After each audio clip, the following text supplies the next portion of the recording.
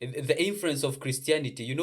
Missionaries came and were preaching against these human sacrifices. You are a human. Do you think it is okay for people to be sacrificed? We are humans. They were But teaching people that God values every human life, and and Nico, that sacrifice was not worth to take anyone's life because Jesus Nico, died on our cross. All right. Nico. But you also sacrificed Jesus. Jesus is also a human sacrifice. So what are you really saying? Because Oh, you're using the same analogy to save people. You also sacrifice a human Kev, to save other Kev. humans. no, So I think we're what not is your being point? a little listen, bit listen. fair. Kev, we're not Yo, being a little bit fair. Or host, we're not let, being a little bit fair because I think they need to finish and then we yeah, interdict after they so Yeah. this finish. is what Let's the be Christians fair. are saying. The Christians are complaining that I'll wait, I'll wait. when they're speaking, you people cut them off. You don't let them finish. But when you guys are speaking, when the atheists and the non-believers are speaking, they are really quiet. The Christians are respectful. They're really quiet and they let you finish, they let you go through. But you guys are not letting them go through. Yeah, so that is not being fair.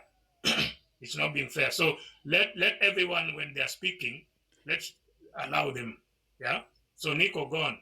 So as I was saying, there were traditions that used to practice human sacrifices and what I call female genital mutilation, and those things were very detrimental to the society. And even some kingdoms would bury, their servants alive. What kind of thing is that? There were kingdoms that used to even bury their people alive, and there were practices believing they would serve them, in the afterlife. And Christianity came to intervene for that. The missionaries introduced alternative rights. They introduced, things to celebrate womanhood without even harming the young girls.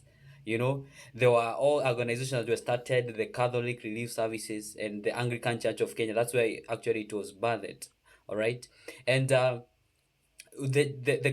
missionaries preach against killing of children. Children were being killed, teaching that every child is created by the God's image. And today, even today, the church continues to transform African society by challenging all these harmful traditions, practices that violate human dignity. All right, the healthcare was introduced by Christians.